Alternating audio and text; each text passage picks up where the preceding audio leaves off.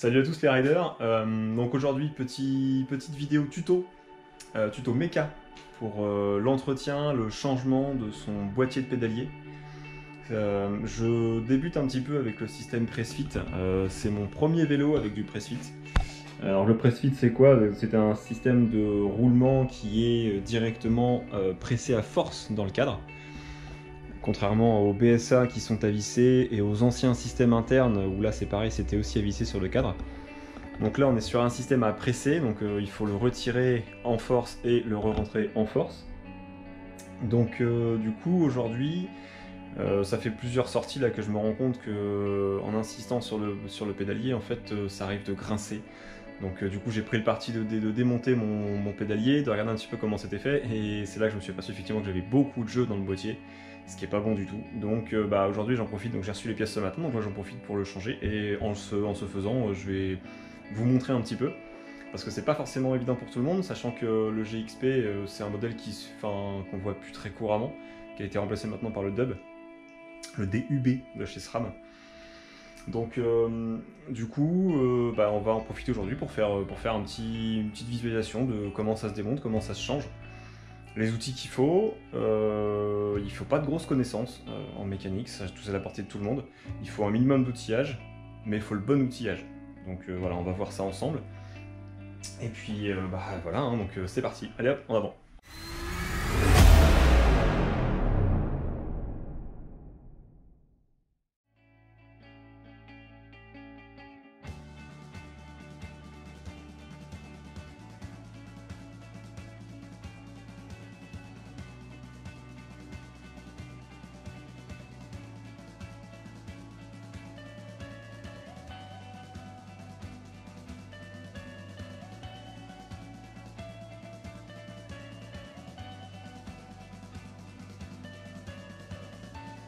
Bon, donc voilà. Donc, pour vous la faire courte, j'avais déjà démonté le pédalier, et du coup je l'ai remonté pour vous montrer comment ça se démonte, parce que il y a une petite particularité en fait avec le système GXP de chez SRAM. La petite particularité c'est qu'en fait les manivelles sont auto-extractives. Alors contrairement au Shimano par exemple, Shimano en fait vous avez deux vis sur le côté manivelle simple, hors drive side, côté opposé au plateau. Vous avez deux vis avec un petit ergot en fait qui se lève pour retirer la manivelle, donc ça c'est très très simple. Côté GXP, il y a une petite différence. Alors je crois que chez Dub c'est de l'autre côté maintenant. Enfin bref, du coup voilà, donc c'est juste pour vous montrer, juste pour vous expliquer, hein, on va voir ça ensemble, qu'il y a une toute petite subtilité mais qu'il ne faut pas négliger. Voilà, parce que j'ai eu un peu de mal à comprendre au départ comment ça se faisait, donc on va voir ça ensemble et puis on y va. Hein. Donc pour info, moi j'ai déjà retiré la chaîne. Là, la chaîne elle est déjà retirée. Donc ça c'était voilà, pour gagner un petit peu de temps. Donc c'est les chaînes d'origine qu'il y a dessus, donc il y a toujours un power link. Donc le power link c'est un usage rapide. Donc vous la pincez pour la retirer. Vous la pincez, vous la déclipsez et vous la retirez.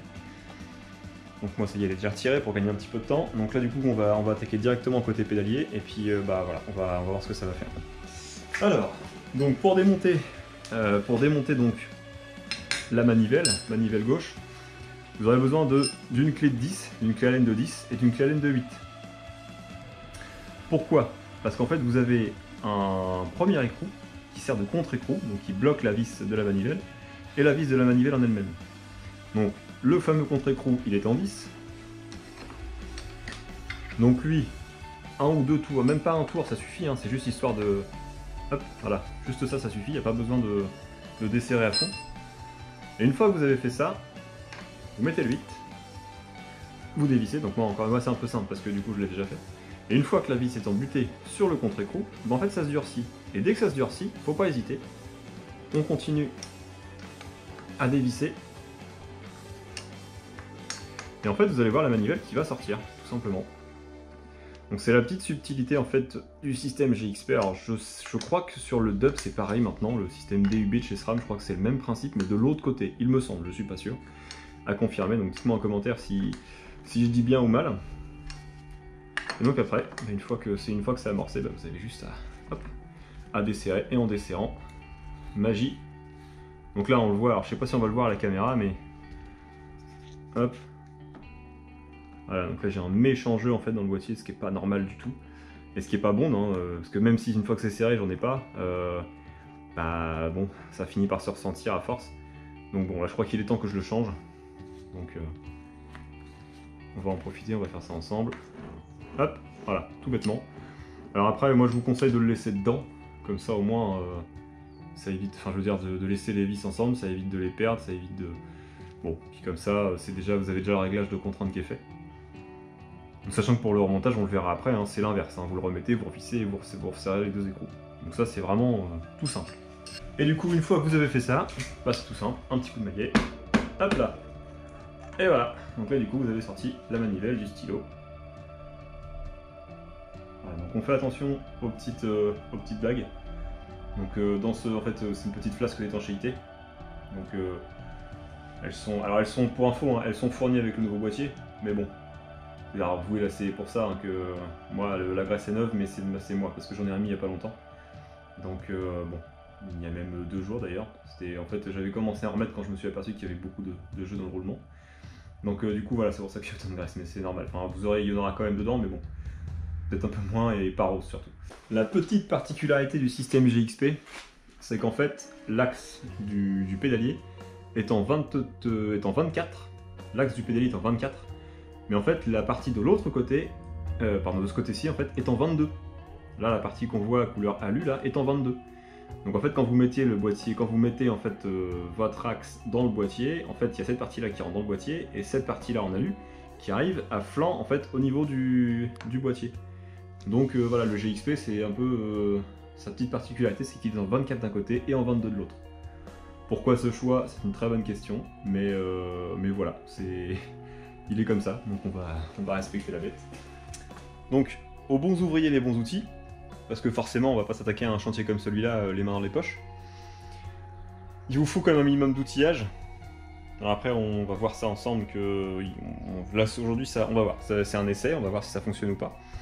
Donc, en gros, ce qu'il vous faut, donc les clés Allen de 8 et de 10, ça on l'a vu pour le démontage. Le chasse-cuvette. Alors ce que j'ai acheté en spare, je vous le mettrai en lien dans la description. Donc ça c'est un NIT acheté sur Alltrix, c'est un 22 mm, important 22 mm. Bon après, la plupart des chasse-cuvettes sont en 22. Hein. Pour moi, la totalité même sont en 22. Parce que du coup, si vous... En fait, ils disent que c'est du 24, c'est extrait du 24-30, mais l'axe est en 22. Parce que bah, par la force des choses, il faut que ce soit en 22, sinon ça rentrerait pas dans l'axe côté GXP. Les 2 pinces, on va voir ça pourquoi après. Alors, ça, c'est un presse-cuvette que j'ai fait à maison. On va voir si ça fonctionne. On verra si au moment de la vidéo, si quand j'éditerai la vidéo, ça fonctionnera ou pas. Mais voilà, ça c'est quelque chose que j'ai fabriqué moi-même avec une tige que j'ai récupérée avec 2 boulons et donc 2 cales en bois que j'ai fabriqué. Donc c'est moi qui l'ai fabriqué hier, on va voir si ça va fonctionner pour ça.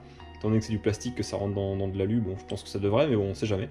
Donc voilà, un presse-cuvette, un chasse-cuvette, les 2 pinces, donc moi c'est parce que j'ai pas de grosses clés à molette pour aller avec. Et évidemment, le boîtier. Le boîtier neuf. Donc le boîtier, hein, voilà, c'est le remplaçant de celui qui est actuellement monté, ni plus ni moins, exactement le même. Donc voilà, Pressfit, GXP, j'espère qu'on le verra à la caméra. Donc voilà, ça c'est... Voilà, les outils nécessaires.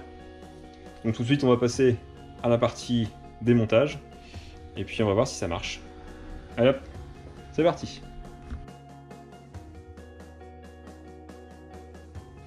Donc dans un premier temps, ce qu'on veut, c'est évacuer les cuvettes et les roulements de chaque côté.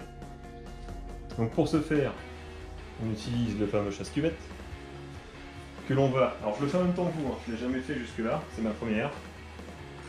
On va le rentrer d'un côté. Donc là j'ai mis le vélo à hauteur hein, pour que ce soit plus confortable pour travailler. Hop. Donc là l'objectif, c'est de rentrer le chasse-cuvette jusqu'à ce qu'il se clippe. Voilà, donc là il est clippé. Donc clippé ça veut dire qu'en fait les 4 pattes sont en appui sur la cuvette. Et maintenant l'objectif, c'est de chasser la cuvette.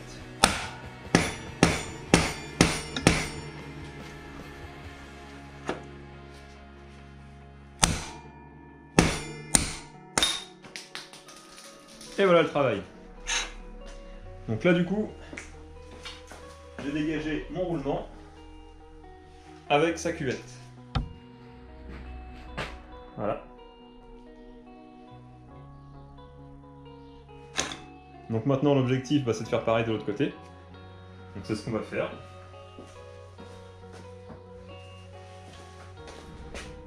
Alors c'est par commodité qu'on fait ça avec un maillet. Mais bon, l'usage du marteau est également possible. Alors, de l'autre côté, ça pourrait paraître simple de se dire « Ah bah tiens, je vais le rentrer comme ça ». Oui, sauf que non, parce que là, en fait, vous avez une cage en plastique à l'intérieur. Donc l'objectif, c'est de faire pareil de ce côté-là. Donc là, on le rentre. On rentre le chasse-cuvette. On clip. Et on tape.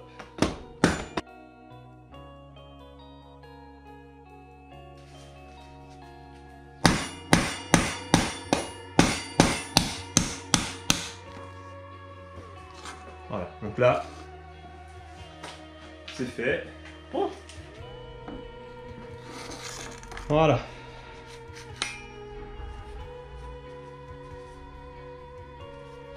Voilà, donc là, j'ai le restant du roulement. La deuxième partie. Et donc, mon boîtier maintenant, eh ben, il est vide. Alors, maintenant que le boîtier est chassé, on va faire un petit coup de propre. Là, quand on voit la tronche que ça, c'est plein de terre. Hein.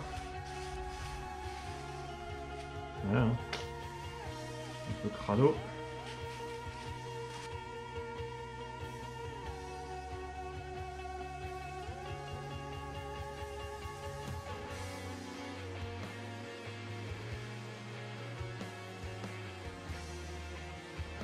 Donc maintenant que c'est chassé, on commence par le côté chaîne, côté plateau.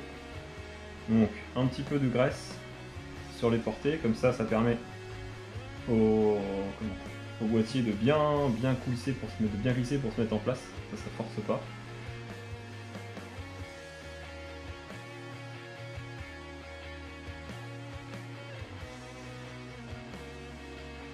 Et on s'arrange aussi pour en mettre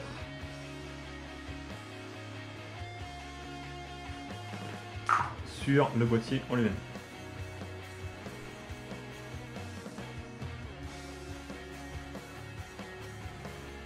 Comme je disais, on commence par le côté chaîne, parce qu'en fait c'est lui qui va avoir le tube le plus long.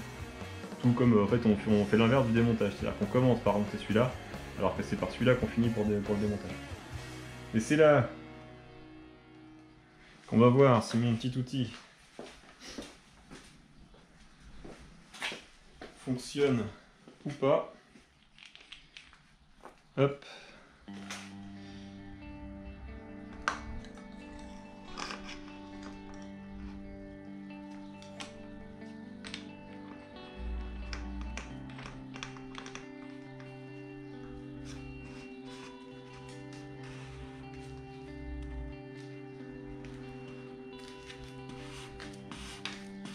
Bah ça se fait même à la main, figurez-vous. Bon, je vais quand même reprendre ma pince multi-outil pour finir.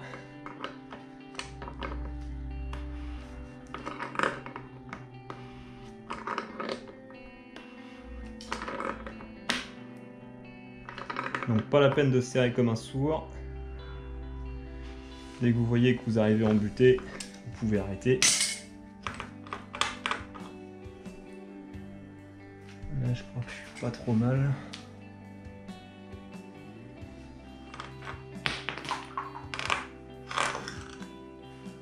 Bah, voire même plutôt nickel en fait. Ça paraît pas mal du tout. Et c'est là qu'on voit la différence. Là, du coup, j'ai aucun jeu. Alors que contrairement à l'autre où je pouvais la bouger comme je voulais. Donc là, bah du coup, même punition. On remet de la graisse.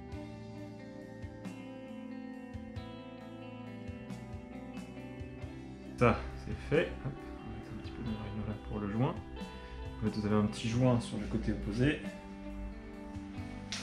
On va le mettre en position.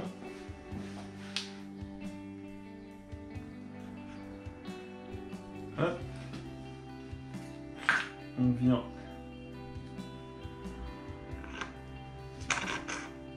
remettre la presse en place.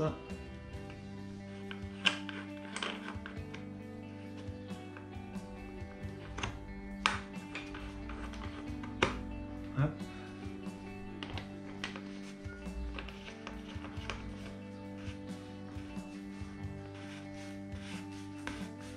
Et on vient visser, tout simplement.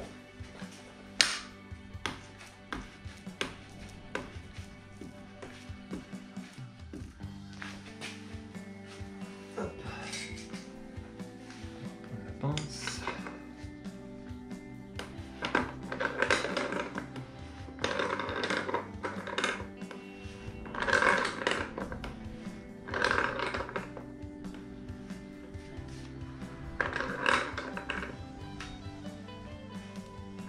Hop. Voilà. Alors l'avantage de le faire avec des rondelles, avec des cales de bois, en fait, c'est que ce sont les cales de bois qui vont se déformer et pas forcément les cages où ah, en fait, ça marque le bois. Donc ça marque pour moi la fin de l'effort en fait. Donc ça, moi, l'outil m'a rien coûté parce que j'avais déjà des planches à la maison dont je ne savais pas quoi faire. J'ai récupéré ce tige fileté, je sais plus trop où, mais bon, on peut le trouver un peu partout. Même une tige de 10 ou de 15, hein, ça suffit largement, il n'y a pas besoin d'une. Là, c'est une tige de 20, 22, je crois, une tige de 22. Mais une tige de 15 ou de 20, ça fait tout à fait l'affaire, il n'y a pas de souci. Mais voilà, ça peut être fait maison. Sachant qu'un outil comme ça, ça vaut minimum 50 €. Hein, prenez-le bien en compte. Donc moi je l'ai fait maison pour économiser 50 €. En l'occurrence ça fonctionne très très bien pour ce que c'est faire. Donc ouais voilà, 50 €. Les premiers grosses avec sont à une soixantaine d'euros je crois. Après vous pouvez en trouver en Chine. Je crois que sur AliExpress il y en a pour pareil. Les premières commencent à 20 ou 30 € je crois le kit complet. Donc ça peut être une bonne alternative. Après ça reste une presse basique hein, je dirais. Donc moi c'est juste que j'ai eu envie d'avoir quelque chose tout de suite parce que mon boîtier commençait à vraiment fatiguer donc il me fallait quelque chose tout de suite. Mais voilà, dans l'idée ça peut tout à fait se trouver. Donc là mon système fonctionne très bien ma foi. Donc écoutez, je suis assez content de moi pour le coup. Donc encore une fois, hein, une tige filetée, 2 écrous, des petites cales en bois ou même en alu ou en PVC, enfin peut-être pas en PVC, mais en alu ouais si vous avez. En alu ou en bois, c'est nickel. Des rondelles par exemple, des grosses rondelles. Donc de la taille à peu près du boîtier, hein, faut que ça fasse à peu près 40 de diamètre. Là je crois que je les ai fait à la cycloche hier, ça doit être du 54 je crois de diamètre. Donc moi ça fait un peu plus grand que mon boîtier externe, enfin que l'extérieur de mon boîtier, pas l'intérieur. L'intérieur fait 41 normalement. Donc voilà, je suis assez content de moi, ça fonctionne impeccable. Et ça m'a fait économiser 49 €. Hein. Donc je vous mettrai quand même le lien du vrai dans la description. Comme ça, enfin du vrai système, comme ça au moins vous aurez une référence. Et puis si vous voulez partir sur le vrai, vous partirez sur le vrai. Moi c'est par économie que j'ai voulu partir là-dessus.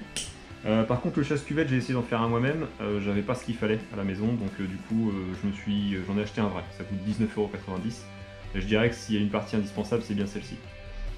Donc voilà, donc là, le boîtier est installé, donc du coup on va réinstaller le pédalier.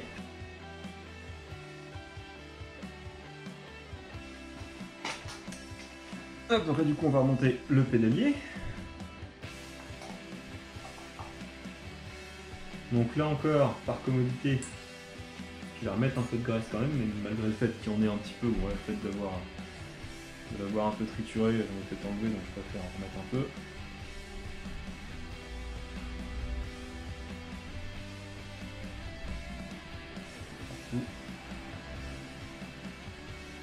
C'est de la graisse au téflon, hein, pour ceux qui poseraient la question. Décathlon, ça vaut pas cher, ça fonctionne pas mal. Voilà. Hop, donc on remet la petite vasque. Donc sur le drive side, sur le côté pédalier, vous avez une petite rondelle comme ça, un peu annelée, enfin je sais pas si on peut dire annelée, mais cette rondelle là, donc elle sert d'appui. Donc on la remet sur le pédalier.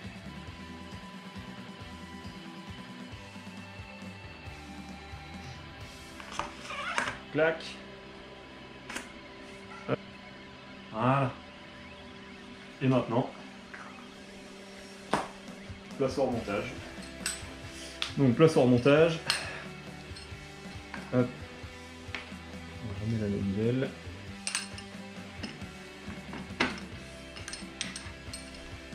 Hop. Il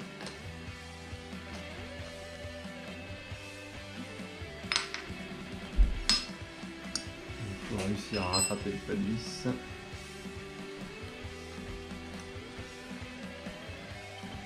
Hop là. Donc là, c'est repris. Et maintenant on serre, le constructeur donne 54 newtons, entre 48 et 54 Nm d'effort, donc bon, allez-y, hein, c'est pas un concours de force, mais bon, faut que ça y aille. Voilà, de toute façon vous allez le sentir, à un moment donné, on peut plus avancer, donc là c'est que vous êtes amputé, hop, et après on resserre le contre-écrou. Pour ne pas que la manivelle s'en aille en route. Et voilà.